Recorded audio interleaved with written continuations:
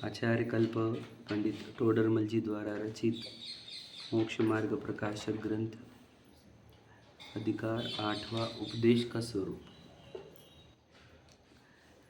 जिनेंद्र भगवान के उपदेश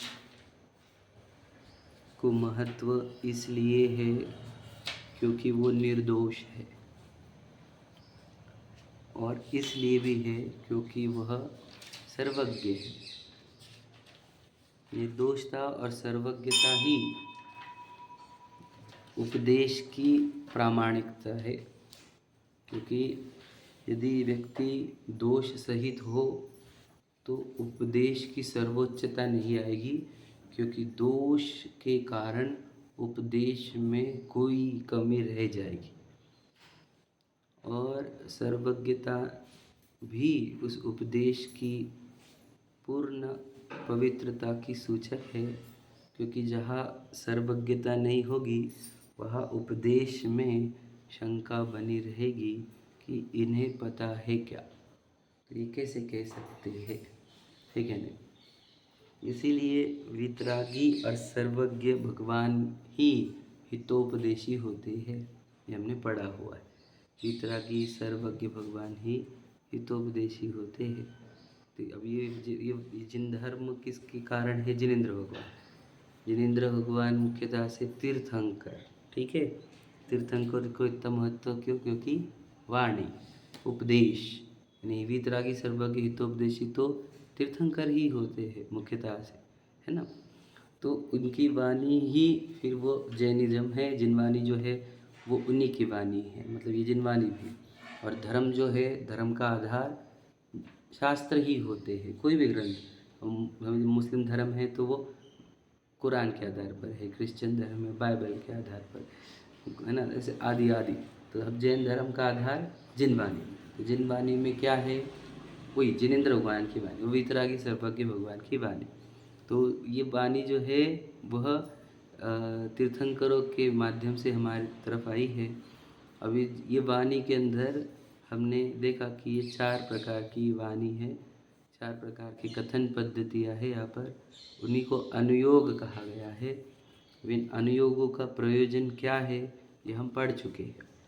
अब इन अनुयोगों की कथन पद्धति कैसी है ये हम पढ़ रहे हैं। उसमें हमने प्रथमानुयोग की कथन पद्धति का अभ्यास कर लिया कि प्रथमानुयोग किस प्रकार कहता है, ठीक है ना। तो हमने बताया कथा कहानियों के लिए कैसे कैसे प्रयोग किए जाते हैं ये हमने पढ़ लिया है, बराबर है।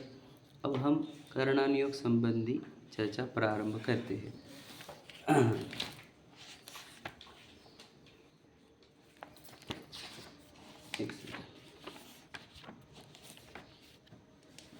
पेज नंबर 275 पर कर्णानुयोग के व्याख्यान का विधान समझ रहे कि किस प्रकार कर्णानुयोग में जिनेंद्र भगवान के उपदेश आए हैं। देखो, अब कर्णानुयोग में किस प्रकार व्याख्यान है सो कहते हैं, जैसा केवल ज्ञान द्वारा जाना वैसा कर्णानुयोग में व्याख्यान है।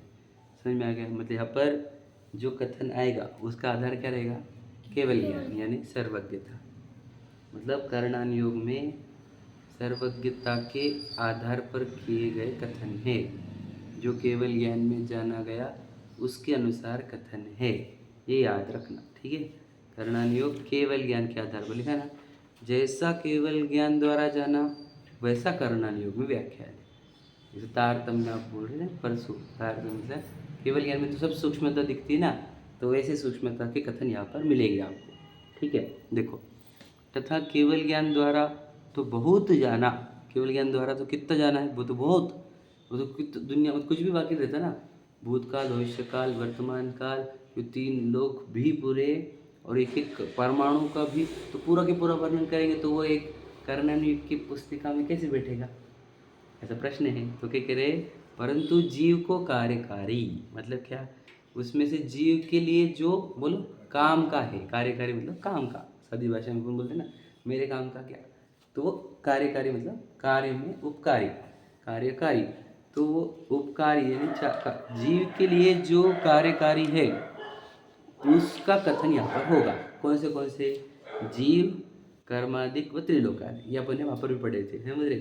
तीन चीज़ों का वर्णन आएगा, एक जीव का, एक कर्म का और एक त्रिलोक का। ठीक है, ये तीनों क्यों हमारे लिए काम के हैं, समझे कि नहीं? देखो ये तीन चीज़ समझना बहुत आवश्यक है। वैसे बहुत सारा समझा जा सकता है इस पर बोलने कि हमारे लिए काम का क्या है कि जीव की दशा कहाँ कहाँ है, कहाँ कहाँ जीव है, कितने कितने जीव है, ये कर्म बनते कैसे है। अभी सूक्ष्म कथन है पूरे, कर्म आते हैं, बनते हैं, स्थिति होती है ना, किसकी बंध विच्छेद की क्या का क्या, समझे? तो ये सब कर्म के कथन। और फिर त्रिलोक के वर्णन की भाई अब हम तो भरत क्षेत्र में हैं, उसमें भी यहाँ पर है जम्बूद्वीप है, संबल भरत क्षेत्र, आर्यखंड है, जो भी है ना, तो वो ये सब वर्णन आएगा यहाँ पर। निरूपण तो इसमें होता है, ठीक है, निरूपण इसमें होता है किसका किसका, जीव का, कर्मादिक का, त्रिलोकादिक का, तथा उनका भी स्वरूप सर्वनिरूपित नहीं हो सकता, समझे कि नहीं? बोलेंगे हम तीन के बारे में, जीव के बारे में, कर्म के बारे में, त्रिलोक, लेकिन उसका भी पूरा डिटेल नहीं कर पाएंगे, समझे कि नहीं? क्योंकि एक जीव के बारे में बोले तो भी कितना भी हो जाए, समझे कि नहीं? इसलिए उसमें भी कितना कहेंगे।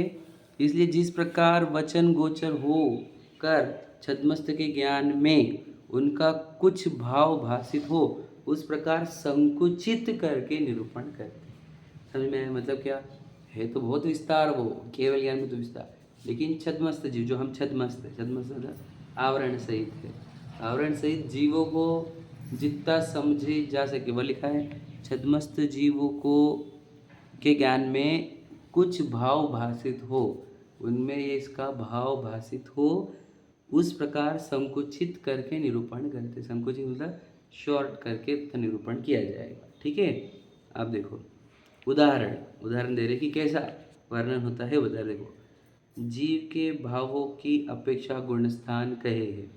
गुणस्थान का अर्थ क्या होता है, मैं बताया था आपको, कि जीव के सुखी होने के स्थान गिने जाते हैं या दुखी होने के स्थान गिने जाते हैं, या वो कितना इम्प्रूव हुआ है, उसके इम्प्रूवमेंट के स्टेजेस को गुणस्थान कहते हैं, बराबर है। तो क्या कह रहे हैं कि वे कितने हैं, वे भाव अनंत स्वरूप सहित वोचन गोचर नहीं है। मतलब क्या, उसके जो जीव के इम्प्रूवमेंट के स्टेजेस है वो तो अनंत है, क्योंकि जीव अनंत है ना, तो सबके स्टेजेस अनंत है, समझे कि नहीं? सब आप समझ लेना कि 14 स्टेजेस है, ऐसा है नहीं एक्चुअल में, क्या समझे तुम? सब जीव अलग अलग लेवल पर इम्प्रूव हो ही है, कुछ इम्प्रूव हो चुके हैं, कुछ इम्प्रूव हो रहे हैं और कुछ इम्प्रूव नहीं हुए हैं, समझे? तो इन सब की मात्राएं अलग अलग है, पूरे अनंत जीवों के एंगल से अनंत मात्राएं है। समझ में आ रहा क्या बोल रहा हूँ मैं? लेकिन फिर अब ये अनंत सबको कौन पकड़ पाएगा कि इसकी ये है, इसकी वो है, इसकी वो है, वो है, इसलिए इनको कैटेगराइज कर दिया 14 में। तो ये सब रेंज वाले याद रखना, जैसे 14 गुणस्थान रेंज की बात है, रेंज समझते आप? रेंज क्या होता है, 51 to 60, ये रेंज हो गई, आप समझे क्या नहीं? मतलब 51, उसमें 51 वाला भी आएगा, 52 वाला भी आएगा, 53 वाला भी आएगा, है ना, 59 वाला भी आएगा, 60 वाला भी, समझ रहे? तो ये क्या हो गया, रेंज। तो गुणस्थान भी क्या है, रेंज। रेंज मतलब क्या, चौथे गुणस्थान, तो उसके रेंज में इतने सारे जीव होंगे, वो सब आ जाएंगे, समझ रहे क्या? जैसे जीव के तो अनंत, जीवों के अपेक्षा से अनंत गुणस्थान हो जाते थे, परंतु उसको भी क्या किया, हम सबको समझ में आ जाए ऐसे 14 गुणस्थान में विभाजित करके रखा। समझे क्या कह रहे? देखो फिर से पढ़ता हूँ। उसमें भी परिणामों की, जैसे चौथे गुणस्थान है, उनके भी परिणामों में अलग अलग चाहिए। हाँ वही बताया ना मैंने, हाँ हाँ, सबके समान नहीं रहेंगे, लेकिन वो सबके सब चौथे में, चौथे के कैटेगरी में आ जाएंगे, समझे कि नहीं? अब चौथे गुणस्थान भर्ती में कुछ बात समझ लीजिए, अलग अलग भाव है सबके, लेकिन फिर भी वो सब मिला के चौथे में आएंगे गुणस्थान अपेक्षा। जैसे अपने पहले गुणस्थान वाले के भी परिणाम बहुत अलग अलग अलग रहते हैं, बिल्कुल सही, नहीं है, बराबर है। फिर इतने सब, तो जैसे जीव नाना, कम्म नाना, उदय नाना, सुने ना अपने ये, तो नाना मतलब जितने हैं अनंत, सबके परिणाम अलग अलग हैं, समझे कि नहीं? इसलिए वो अनंत गुणस्थान बन जाएंगे फिर वो, तो वे अनंत ना करके उसको 14 में डिवाइड करके दे दिया हमारे को, ठीक है। मतलब 13 14 के सेम रहेंगे, अलग अलग है ना उसमें, भगवान के है, तो उनके सबके सेम परिणाम रहेंगे, ऐसा नहीं, परिणाम सेम रहेंगे, जो शुद्ध पर्याय। तो उतने अरहंत में भी कोई अभी मोक्ष के निकट है, आप समझ लीजिए, जिनका भी बस 2 घंटे बचे हो, 2-4 घंटे बचे हो, वो आके अलग, जो भी शुरुआत करे हैं उनके अलग, तो वो सब मिला करके 13वें में ले लिए, समझ गए ना ये कर। उनके ऊपर है। हाँ, मैं थोड़ा सा अंतर रहेगा, वो हम थोड़ी जानते हैं। है अब चौथे गुण स्थान में जो अलग अलग है, अब छठवें में भी बहुत सारे जीव की वैरायटी, अब कौन जानेगा ये। सातवें में भी वैरायटी है, आप समझे कि नहीं, तो केवल ज्ञान गम्य ही है, लेकिन उसको हम शॉर्ट में छठवें गुण स्थान वर्ती सब एक कैटेगरी में, मतलब क्या वो आस पास के, सातवें वाले सब एक पास पास के, तो वो ऐसे रेंज करके रखी है वो। अब इसके अंदर के डिफरेंसेस कोई नहीं जानता, केवल ज्ञान ही जानता है, कोई नहीं जान सकता। और याद रखना, मैं आपको बता दूं कि चाहे कितना भी ज्ञान डेवलप्ड हो, लेकिन केवल ज्ञान के सिवा जीवों के परिणामों के अंतर कोई नहीं जान सकता। यही तो भेद है केवल ज्ञान में और फिर साधारण ज्ञान में, अंतर इसी बात का रहता है। ठीक है, देखो क्या कहा, वे भाव अनंत स्वरूप सहित वचन गोचर नहीं है, वह बहुत भावों की एक जाति करके 14 गुणस्थान कहे। चलिए ठीक है, समझ में आ गया, तो क्लियर समझ में आया आपको कि जीव के इम्प्रूवमेंट्स के बहुत सारे स्तर है, कितने हैं, अनंत जीव के अपेक्षा अनंत स्तर है, लेकिन इतने सब साधारण जीव हमारे जैसे जीव को नहीं समझ में आएंगे, तो 14 डिवाइड करके दे दिया। अब 14 हमारे अंदर अच्छे से बैठ गया, देखो बराबर है कि यार ये चौथा वाला है, ये पाँचवा वाला है, ये छठवां वाला है, तो ये कैसे बैठ गया, क्योंकि वो रेंज को उन्होंने क्या किया, फिर डिफाइन किया कि चौथे में ये होगा, ये नहीं होगा, ये होगा, ये नहीं होगा, पाँचवें में ये होगा, ये नहीं होगा, छठवें में ये होगा, ये नहीं, तो अब हमको वो चौथा फिक्स हो गया। अब वो समझ रहे क्या नहीं, तो ऐसा जो जीव हमारे जैसे लोगों के जीव के समझ में आए, ऐसा कथन यहाँ पर मिलेगा आपको, करना नहीं होगा, मतलब है तो कौन सा, सर्वज्ञ भगवान के ज्ञान में देखा हुआ इतना सूक्ष्म है। अब वो सूक्ष्म कथन अगर वैसा लिखने को जाए तो क्या कहें हम, दुनिया में जितने पेपर से वो कम पढ़ जाए, लेकिन फिर वो इतने पढ़ेगा कौन, यहाँ पर तो इतने से भी नहीं पढ़े जा रहे हैं, है कि नहीं, इतने से, तो फिर इसलिए उसको क्या कर दिया गया, शॉर्ट करके जो हमारे को समझ में आए इतने रेंज में उसको डिफाइन करके दिया है, समझ में आ गया। तो गुणस्थान को ही एग्जाम्पल के तौर पे गुणस्थान लिया, तो गुणस्थान तो अनंत है, समझे क्या नहीं, फिर भी अनंत गुणस्थान में जो हमारे को समझ में आए ऐसे 14 डिवीजन करके दे दिए। ठीक है, देखो आगे, वह बहुत भावों हो गया अपना, तथा जीवों के जानने के अनेक प्रकार है, वह मुख्य 14 मार्गणा का निरूपण है। मतलब क्या, जीव कहाँ कहाँ है यह जानने के लिए तो बहुत वैरायटी, देखो कहाँ कहाँ जीव और कैसे कैसे उनको गिना जाता है, तो उनको गिनने के लिए 14 प्रकार की मार्गणाएं दी गई है ना। अब ये थोड़ा सा कठिन जाता है हमारे को 14 मार्गणा वगैरह, पर कह रहे अगर आप 14 मार्गणाओं से नहीं देखोगे तो आपको तो अनंत प्रकार है, अनंत प्रकार से जीवों को ट्रेस करने जाओगे तो तुम ट्रेस ही नहीं कर पाओगे। वैरायटी तो इतनी है ना जीव की, हम क्या कहें कितनी वैरायटी है, और अब गिन नहीं सकते, है कि नहीं, जीवों की वैरायटी कितनी है, तो उनको 14 मार्गणाओं से डिवाइड करिए, 4 गति में डिवाइड करिए, समझे क्या। अब तिर्यंच में ही देखो आप, पानी भी तिर्यंच में आता है ना, हवा भी तिर्यंच में आती है, अग्नि भी अभी देखा जाए तो कितने अलग अलग दिख रहे हैं, समझ रहे कि नहीं। अब निगोदिया भी तिर्यंच में है, और वो समझ लीजिए महामत्स्य भी तिर्यंच में है।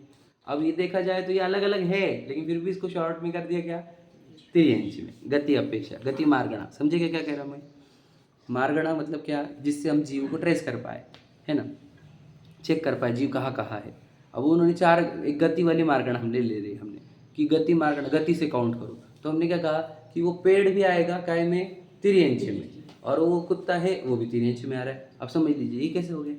अब वो अगर डिवाइड करते जाएंगे, समझ लो कि नहीं, आप अलग अलग स्पेसीज को अलग अलग बताओ, तो स्पेसीज आज ये गवर्नमेंट बोल रही है, साइंस बोल रहे हैं कि लाखों में करोड़ों में स्पेसीज है, समझ में। अब ये तो इनके ज्ञान में, और केवल ज्ञान में वो तो अनंत है, फिर वो अनंत डिवाइड कैसे कर पाएंगे हम, समझे कि नहीं। फिर गतियाँ भी अलग अलग बोलनी पड़ी, कितनी गति हो जाएंगी बताओ, अनंत गतियाँ हो जाएंगी, समझे क्या। अब देवों में भी तो वैरायटी है, नारकियों में भी वैरायटी है, मनुष्य में भी वैरायटी है, आप समझे कि नहीं। फॉरेनर्स अलग है, मनुष्य के भी अलग, सूक्ष्म है, क्षुद्र है आदि, तो फिर क्या इतने डिवाइड नहीं करेंगे जिससे हमारे को समझ में आए, इतना डिवाइडेशन करके 4 गतियाँ बोल दी, समझे कि नहीं समझे। तो 4 गति में तिर्यंच मतलब पेड़ पौधे वो भी आ गए, हवा पानी वगैरह भी, समझे कि नहीं। और वो माइक्रो ऑर्गेनिज्म भी, फिर कुत्ते वगैरह भी, पंचेंद्रिय वाले भी, समझे। पूरे एक इंद्रिय से लेके पंचेंद्रिय तक सबको कानून डाल दिया है तिर्यंच में। अब ये कैटेगराइजेशन कितना बड़ा है, सोचो कितनी बड़ी राशि तिर्यंचों में, विचार करो आप। अनंत राशि होती है तिर्यंचों में, मतलब कितनी बड़ी रेंज है वो, समझे। नारकियों की, फिर नारकियों की छोटी है, समझे, पर पूरे नरक वाले, नीचे वाले अधोगति वाले पूरे एक ले लिए, पूरे देवगति वाले पूरे एक में ले लिए, समझ रहे। और फिर मनुष्यों को एक में ले लिया, समझ रहे। तो ऐसा तो मार्गणा स्थान भी कैसे वर्णन किया जाएगा, जिससे हमारे को समझ में आ जाए। ये लिखा, देखो क्या लिखा, जीवों को जानने के अनेक प्रकार है, वह मुख्य 14 मार्गणा का निरूपण किया है। ठीक है, ये तो क्लियर हुआ। देखो मैं आपको बताऊँ ये मार्गणा होती क्या है। देखो जो मोह की निद्रा में सोए हुए उन लोगों को क्या लगता है, मैं बताता हूँ कि मैं मनुष्य हूँ और वो कुत्ता है, समझ, ध्यान सुन लेना। और ये पेड़ है, और जैसे 3 चीज़ें हैं नहीं, वो समझ, एक ही चीज़ है, मैं बताऊँ, मैं जीव हूँ, वो भी जीव है और वो भी जीव है समझे क्या। तो बहुत से लोग ऐसे थे दुनिया में, मतलब मोह इतना छाया हुआ था, सर्वज्ञ भगवान की वाणी दूर होती है, तो लोग पेड़ को जीव स्वीकारने को तैयार नहीं थे, याद रखना मेरी बात। फिर एक साइंटिस्ट आया, उसने रिसर्च करके अभी भी बोला 200 साल पहले कि हाँ पेड़ में भी जीव है। अब सोचो, हम तो जीव बोलते ही थे, तो सोचो जीव तो एक ही है वो।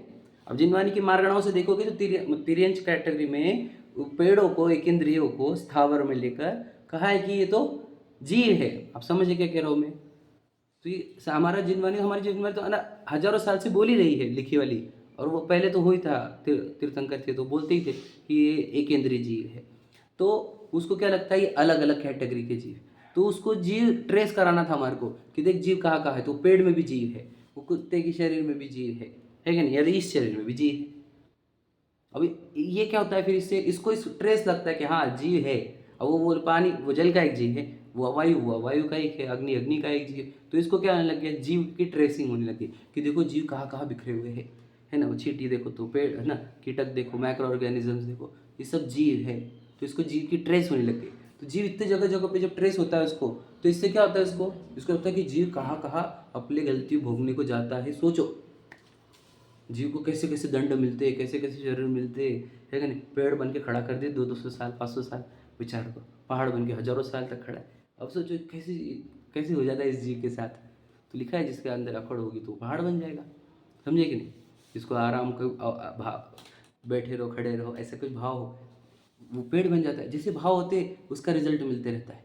निरंतर अपने भाव के अनुसार कर्म का संचय होता है और कर्म के अनुसार उसका रिजल्ट मिलता रहता है। तो ये जब जीव को दिखता है कि इतने अलग अलग जगह पे जीव विस्तारित है, तो उसको खबर आती है भैया इतने कहाँ कहाँ जाना पड़ सकता है हमारे को। अगर हम नहीं सुधर गए, हमने इम्प्रूव नहीं किया, मुक्ति का मार्ग नहीं स्वीकार, तो हमको उधर जाना पड़ा। तो ये बताने के लिए तो क्या करेंगे, मार्गणा में जीव खोजने के लिए क्या करेंगे, बहुत सारे अनंत वैरायटी हुए, अनंत स्पेसीज है, वो नहीं बताएंगे। क्या बताएंगे, ये सब तिर्यंच है भैया, समझ में आया? इन सब में जीव है कि नहीं। अब पानी के अंदर देख लो तुम, समझ ले कि मैं आपको बता नहीं सकता, डिस्कवरी चैनल वगैरह देखो आप, स्पेसीज बताते, सांप की इतनी सारी स्पेसीज और कीड़ों की अब तो नई नई स्पेसीज डेवलप भी हो रही है, आप समझेंगे। तो इतने थोड़ी बताते बैठेंगे, अब सर्व के उनको सब दिख रहा है ना। अनंत काल पहले दिख गया था कि इतने डेवलप होंगे, पर वो इतने बता नहीं जा सकते और ना कोई पढ़ सकता है इतना, है कि नहीं। तो इसलिए शॉर्ट में बता दी भैया 4 गतियाँ होती, गति के आधार पर, फिर इंद्रिय के आधार पर कि किसी 5 इंद्रिय वाले, कोई 4 इंद्रिय वाले, कोई 3 इंद्रिय वाले, इंद्रियों के आधार पर बोला गया आदि आदि, समझ रहे। ये मार्गणा होती। अब ये चैप्टर थोड़ा करना नहीं होगे, थोड़ा सा डिटेल है ना, इसलिए मैं शॉर्ट करके बता रहा हूँ आपको कि जीव को ट्रेस कराना हमारा उद्देश्य पहले में क्या था, जीव को ट्रेस कराना। तो जीव ट्रेस कराने के लिए बता दिया कि देख भैया ये मनुष्य देह नार की तिरी, इसमें जीव रहता है, जीव इधर जाता है, समझ में आ गया, आगे ध्यान में। तो सर्व के भगवान को क्या दिखता होगा ये सोचो तुम, केवल ज्ञान में पूरे जीव की वैरायटी जितनी की जितनी है, भूतकाल की भविष्यकाल की सब दिखती है उनको, समझ रहे। पर वो लिखी नहीं जा सकती है, जो हमारे को समझ में आए उतना लिखा हुआ है शास्त्र में, समझ में आ गया। थर्ड पार्ट पढ़ते हैं। इतना बारीक अभ्यास तो अपने जैन धर्म में ही होगा कि बाकी हाँ है, इसीलिए जिनवानी को महान का मैंने आपको बताया। देखो दुनिया में जितना लिटरेचर अवेलेबल है, जितना भी, उसमें से 98-99% लिटरेचर सिर्फ जैनिज्म के पास है। मैंने क्या बोला आपको, जितनी PhD हुई इंडिया में आज तक, उसमें कि 95% PhD जैनिज्म पर ही होती है। याद रखना क्या कह रहा हूँ मैं, PhD जितनी हुई है इंडिया में आज तक की बोल रहा हूँ मैं, तो ये सब 95% जैनिज्म पर ही होती है। क्योंकि इतना वाइड देखो, आपको कथा मिलेंगी, आपको काव्य मिलेंगे, आपको ये सिद्धांत मिलेंगे, और जैसे प्रवचन साथ जी है तो फिजिक्स के रूल मिलेंगे, है ना, बायोलॉजी मिलेगा, केमिस्ट्री मिलेगी, सब तो मिल रहा है यहाँ पर। तो सब साइंस, अब जो दुनिया हमारे शास्त्र ले लेकर जाकर रिसर्च कर करके आज जो करोड़ों कमा रही, जापानीज ने लेके गए, इधर लेके गए, जर्मन ने लेके गए, सब हमारे शास्त्र लेके गए, प्रवचन सार जी वगैरह, उस पर रिसर्च करके करोड़ों कमा ले रहे। मूल लिटरेचर तो सर्वज्ञ भगवान की वाणी ही है ना, इसलिए सबसे ज़्यादा आपको डिटेल यहाँ पर मिलेगी। समझ लेना, बहुत सारे है इतिहास कि किसने क्या लेकर गया, कितने पैसे देकर, कभी चुरा कर, सब करके लेके गए हैं हमारे ग्रंथ को। समझ रहे, अभी हमारे मतलब सर्वज्ञ भगवान के, हमारे बस में क्या करें हम नहीं पढ़ रहे तो उनको वैल्यू आ रही है, हम पढ़ेंगे तो हमारे हमारे काम में आते, ठीक है नहीं। फिर आप बोलेंगे आपने लोगों ने क्यों नहीं करी रिसर्च? भाई हमारा रिसर्च इंटरनल है, वो एक्सटर्नल रिसर्च कर रहे हैं, वो पैसा कमाना चाह रहे हैं, हम सुख शांति कमाना चाह रहे हैं, इसलिए हमने कभी उसका कमर्शलाइजेशन नहीं किया, उसका हमने यूटिलाइजेशन क्या के लिए किया? सुख शांति प्रकट करने के लिए, उन्होंने धन प्रकट करने के लिए किया, इतना ही अंतर है, समझे कि नहीं। उन्होंने रिसर्च भौतिक चीज़ों पर करी, एटम्स पर करी, समझे कि नहीं। एटम नाम का भी कंसेप्ट 300-400 साल पुराना है, परमाणु हमारा आदिनाथ भगवान जी ने भी कहा और उसके पहले भी, समझे कि नहीं। तो उन्होंने एटम्स पे रिसर्च करी, भौतिक, भू, मिट्टी, भौतिक मतलब क्या रहता है? भू, भू का, भू से बना हुआ को कहते हैं भौतिक, और भू का अर्थ होता है भूगोल, मतलब जमीन, मिट्टी। तो उन्होंने मिट्टी के ऊपर रिसर्च करे बहुत सारे, समझे कि नहीं, एटॉमिक बॉम्ब, समझ रहे। तो वो भू के ऊपर रिसर्च कर रहे हैं और हम जीव के ऊपर रिसर्च कर रहे हैं। हाँ देखो, रिसर्च हमारी भी, हम भी रिसर्च साइंटिस्ट ही थे, वो भी साइंटिस्ट है, हमारे हम जितने दिगंबर आचार्य वे भी साइंटिस्ट थे, लेकिन हमारा रिसर्च चेतना की ओर था, चेतनता की ओर था, और उनका रिसर्च जड़ता की ओर था। तो उन्होंने जड़ सामग्री खड़ी करी, समझे कि नहीं, मशीन्स, बिल्डिंग्स आदि। हमने चैतन्य सामग्री खड़ी करी, सुख शांति निराकुलता आनंद, समझे कि नहीं, इतना ही अंतर है, समझ में आया। सबसे ज़्यादा रिसर्च कहाँ मिलेगी आपको? जैनिज्म पे, और तो रिसर्च चेतन पे हुई हुई है, जड़ को तो एक साथ साइड में कर दिया कि इसमें सुख नहीं है कि नहीं। भौतिकता से, अब कार खड़ी करी गई, मिट्टी से खड़ी करी गई, वो बिल्डिंग भी खड़ी मिट्टी से खड़ी करी गई, बोलो। तो मिट्टी के आकार है, तो उसमें क्या, उन सबको एक साथ कैटेगराइज करके कि ये अचेतन है, इसमें सुख नहीं मिलेगा, उसको अब चेतन में सुख मिलेगा, तो चेतना में सुख प्रकट करने की विधि स्टार्ट कर दी, वो हमारे तीर्थंकरों ने की। भौतिकवाद उनके पास भी था, राज्य सामग्री थी ना, नहीं, राजघराने में जन्मे थे, तो भौतिकता तो बहुत थी, लेकिन उसको छोड़कर चेतन के अंदर से आनंद उत्पन्न करने के लिए दीक्षा ली गई, समझ गए। तो इसका अर्थ क्या होता है? ये सब हमारे लिए चेतन की ओर रिसर्च करने के लिए ये लिटरेचर है। बोलो भैया, क्या सर्च कर रहे हैं आप? कुछ सर्च कर रहे, रिसर्च कर रहे कुछ? चलो पढ़ते हैं अपन।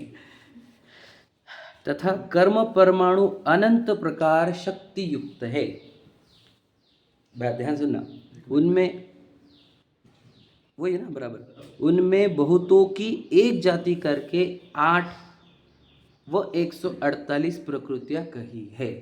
समझ में आया? इतना ही पढ़ रहा हूँ, देखो 2 लाइन समझना है। क्या कहा? कर्म के कितने प्रकार है, बोलो। समझ गए क्या? कितने प्रकार है? अनंत, क्योंकि जीव नाना कर्म नाना, तो जीव अलग अलग है, उनके हर एक के परिणाम अलग है। तो एक को लग रहा है कि मैं सुंदर दिखूं, तो उसको अलग टाइप का कर्म बंधन हो रहा है। किसी लोग में सुगंधित रहे मेरा शरीर, किसी को लगे कि मैं उड़ूँ हवा में, है ना, मैं ऊपर जाकर बसूँ, ऊपर रहूँ, आदि आदि। तो हर एक के परिणाम अलग अलग है। अब सोचो, तो उसके कर्म भी अलग अलग है, उसको वैसे वैसे कर्म आकर्षण होते हैं जैसे वो परिणाम करता है। तो अब इतने परिणाम है जीवों के, वो बताने को जाए तो हम बताए ना, वो बस दुनिया के पेपर कम पड़ जाए, इतने कर्म के वैरायटी है। तो ये लोग कैसे बताए? तो उसको कैटेगराइज करके 8 कर्म बता दी, और उसका और विस्तार करना है तो 148 ले भैया, है कि नहीं। तो कर्म की वैरायटी भी ऐसा मत समझ लेना कि 8 और 148 ही है, नहीं नहीं नहीं, कर्म तो अनंत प्रकार के होते हैं, क्योंकि जीव के भाव अनंत प्रकार के, वो अनंत प्रकार के भावों से अनंत प्रकार के कर्मों का संचय होता है, उसको समझ रहे। और फिर वो अनंत कर्म ही अनंत रूप फल देते हैं उसको, समझ में आया ना। वही अलग अलग वैरायटी में उस जीव को फल देते हैं। जैसे कि हमने कहा कि भावों में कोई तितली बन रहा है, कैसे क्या बन गया, समझे कि नहीं? अब विचार करो, तो वो कौन से कर्म, 148 प्रकृति में तितली नाम का कर्म, कौन से कर्म का उदय है, ये बताइए। नाम कर्म बोल रहे ना, तो नाम कर्म में 93 वैरायटी है, तो कौन सा कर्म आया? नहीं, आपको ज़्यादा नहीं याद होगा, मैं आपको बता, उसमें वर्ण गुण होता है, तो वर्ण गुण के कारण कलर सा है उसको, बराबर है ना। वर्ण गुण होता है कि नहीं उसके अंदर, वर्ण नाम का भी कर्म है 93 में, है क्या नहीं, रस नाम का भी कर्म है, याद रखो। तो ऐसे तो बहुत सारे हैं कि मैं शॉर्ट में बताऊँ। तो वर्ण में तो कलर आया ना, तो कलर में कोई काला कलर का है, कोई गोरा कलर का है, वो भी तो वर्ण नाम की पर्याय है, आप समझे कि नहीं। वर्ण कर्म का ही फल है, कोई गोरा है, कोई काला है, कोई कलरफुल शरीर वाला है, जैसे बटरफ्लाई, समझ रहे कि नहीं। तो ये एक ही ले लिया वर्ण, और वर्ण की वैरायटी भी अनंत है। क्या समझे, नहीं समझे, नहीं समझे, आगे ध्यान में क्या बोल रहा हूँ, सबको एक समान वर्ण का फल नहीं मिल रहा, तो वो भी कितने सारी है, उन सबको मिला करके शॉर्ट में बोल दिया वर्ण गुण। समझ में आया। जैसे मोर भी आता। हाँ, मोर आगे हो गया, अलग अलग, समझ रहे कि एक दो एग्जाम्पल ले रहे हैं आप, कितने कितने हैं आपको पता है, और कितने स्पेशीज ऐसे हैं जिनके अंदर से लाइट निकलता है, तो उद्योत प्रकृति कह दी, समझे क्या नहीं। तो उद्योत में अब सबके अलग अलग है, आप समझ लीजिए, लाइट निकलता है लाइट के, हाँ बहुत सारे, समझ रहे। तो क्या कह रहे हैं, ये उद्योत प्रकृति, तो बहुत सारी वैरायटी है ना। तो आवाज़ भी सबकी अलग अलग है कि नहीं, तो उसको भी दो में डिवाइड करके रख दिया, सुस्वर दुस्वर, बस। क्योंकि इतने अलग अलग वैरायटी कहे तो समझ नहीं सकेगा ना जीव, समझ रहे क्या कह रहा हूँ मैं। तो इसको क्या कर देते हैं, कर्णानुयोग शॉर्ट करके उसको 148 में या 8 में डिवाइड करके दे दिया कर्मों को, समझ में आ रहा है। तो इससे क्या होता है, आप उसको समझ पाओगे क्या, कि भैया हमारे भाव खोटे रहे तो दुस्वर हो जाएगा, अच्छे रहे तो सुस्वर हो जाएगा, इतना ही बस। और इसमें से ऐसी आवाज़ वैसी आवाज़ वो नहीं बोला, सिर्फ इतना, सुस्वर दुस्वर, जो सुनने को सुहाए वो सुस्वर, जो बुरी लगे वो दुस्वर, इतना ही। समझ में आ रहा है क्या कह रहे, समझ में आ रहा है। तो कर्मों की कितनी वैरायटी है बताओ, अनंत है 148 प्रकृतियाँ नहीं है, अनंत प्रकृतियाँ है, अनंत। अभी बताओ हमारे को यहाँ पे स्टॉक कितना है, तो भी वो भी अनंत है भैया, समझे कि नहीं। और वो 148 वैरायटी का नहीं है, अनंत वैरायटी का है, याद रखना मैं क्या बोलूँ। हमारे को क्या फिक्स हो गया, सोचो, कर्णानुयोग का अभ्यास कर करके हमारे को क्या लगने लग गया कि कर्म 8 ही प्रकार के होते हैं या 148 प्रकार के ही होते हैं, ऐसा है नहीं, समझे कि नहीं। तो क्या होता है, अब हर एक भाव जो है हमारा, वो एक नए वैरायटी का कर्म बांधता है, ये बात ध्यान रखना क्या कह रहा हूँ, समझे कि नहीं। हर एक भाव एक नए वैरायटी का कर्म बांधता है, फिर उस कर्मों की डिलीवरी वैसी वैसी होती। सोचो क्यों मैच नहीं कर रहे हम सबके शरीर, सबके अलग अलग क्यों, ये सब कर्म है वैसे। सोचो तुम कितने वैरायटी, समझ रहे हैं क्या कहे आपको, कैसे कैसे कर्म बनते हैं, कैसे कैसे फल आते हैं। तो ये सब काहे से हो रहा है, इतने सब जीवों के भावों के अनुसार परिणामों का फल, समझे क्या नहीं। ऐसा नहीं है कि किसी को भी कुछ भी मिल जाता है रैंडम। मैं हमेशा बोलता हूँ सबसे फालतू की चीज़ कुछ है तो है रैंडम, कि रैंडम मिलता है, रैंडम, नथिंग इज रैंडम। इस दुनिया में कुछ भी रैंडम नहीं है, सब कुछ रैंडम मतलब क्या, उसको हिंदी में क्या बोलेंगे अपन, तुक्के से, या फिर रैंडम को अपने आप भी नहीं भूल जाएगा, रैंडम विदाउट कॉज बोल रहे हैं ना आप, वो तो इंग्लिश ही हो गया, हिंदी में समझाना है हमको, मतलब क्या, बिना कारण समझ लो, बिना कारण वर्ड सही है, ठीक है। कुछ भी बिना कारण नहीं है दुनिया में, हर एक के पीछे उसका एक कारण है, समझे क्या नहीं। तुझे कारण नहीं समझ में आ रहा है इसलिए तो रैंडम बोलता है। हम क्या कहे कि आज गए हम और गड्ढा आ गया, उसमें हमारी गाड़ी पंक्चर हो गई, तो बिना कारण हुआ कि नहीं। हम क्या कह रहे, अरे हिचकी आ रही है आपको, उसका भी कारण है ना, समझे कि नहीं। अरे आपको मतलब क्या क्या कहे हम, हिचकी तक बोल दिया मैंने, तो भूख लग रही है, पसीना आ रहा है, आदि आदि, ये सब के पीछे कारण है, और कारण को ही दूसरा वर्ड है कर्म, समझे कि नहीं। कर्म ही कारण होता है इस संसार में, लौकिक जीवों में, समझे कि नहीं। उसके साथ जो जो अच्छा बुरा हो रहा है, क्या हो रहा है, वो कर्म है बस उसके, है कि नहीं। और क्या है बताओ, हम क्या कह रहे, अभी अभी हम पूछ रहे हैं अभी शरीर क्यों नहीं छूट रहा, प्रश्न ये है हमारा।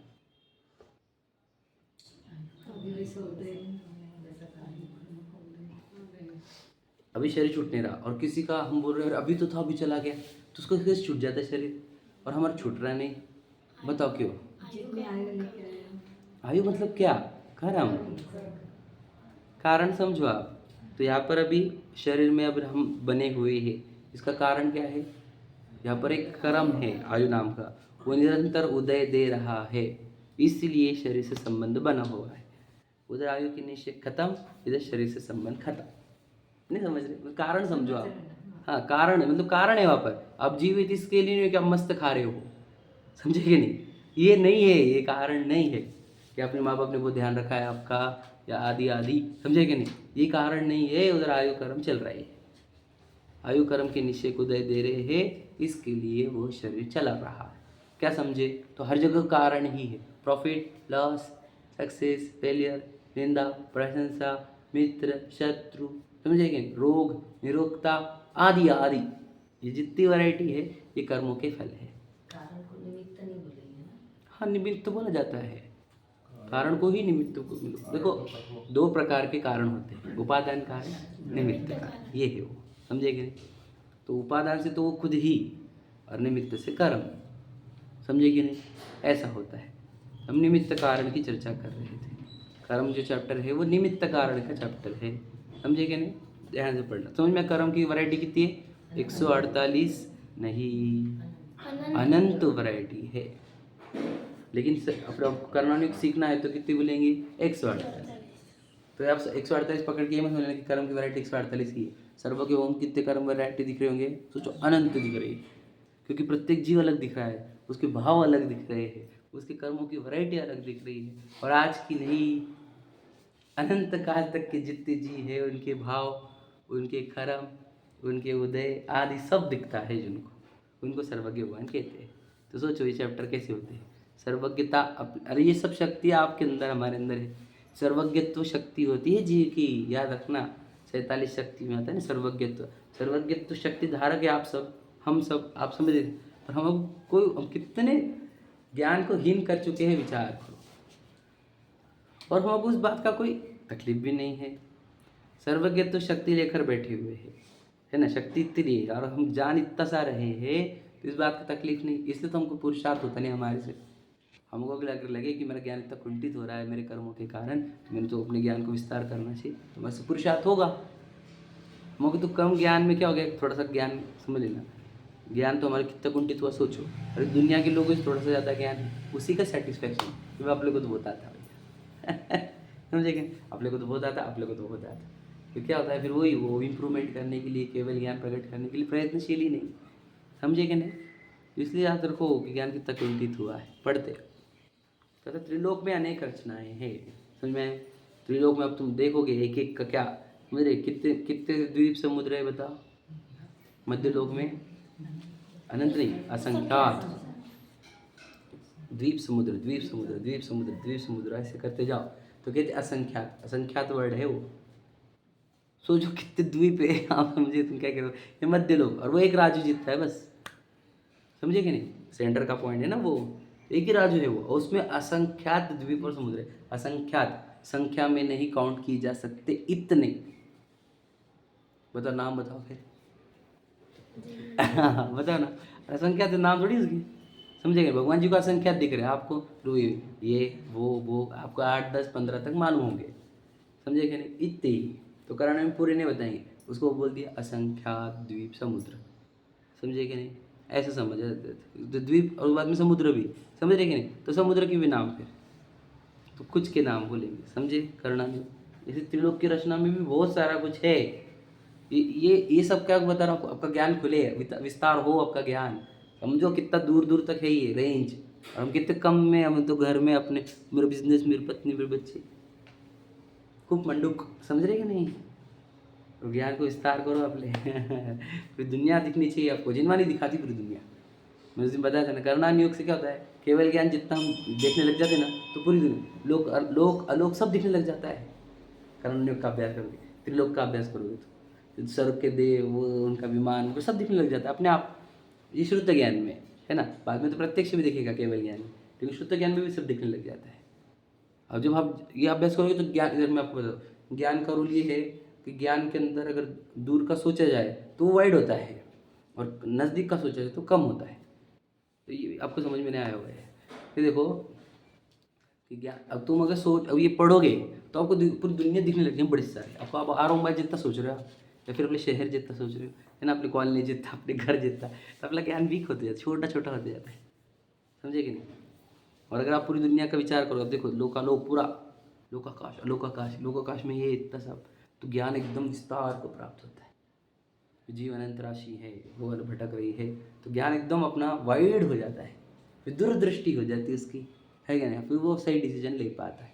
थोड़ा समझने की कोशिश कर रहा हूँ। देखो क्या लिखा, अनेक रचनाएं, वह कुछ मुख्य रचनाओं का निरूपण करते हैं। कुछ करी है हमने, कुछ इतनी सी जो तुझे समझ में आ जाए, है ना, ये समझ में आ गया। मतलब क्या जो वर्णन है का त्रिलोक का, वो भी इतना सा है तिलोपन्नति नाम का ग्रंथ है त्रिलोक की रचना वाला, तो वो अगर इतना बड़ा है वो भी, और वो कह रहे वो इतना सा वर्णन है, तो सोचो केवल ज्ञान क्या हुआ।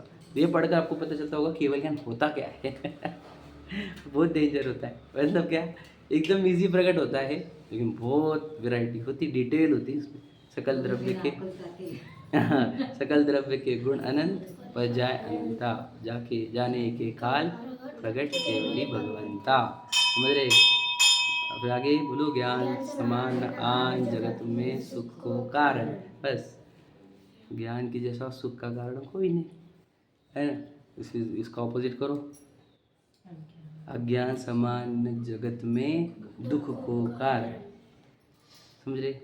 हम ज्ञान के लिए कितने प्रेरित है और अज्ञान के लिए कितने प्रेरित है, विचार।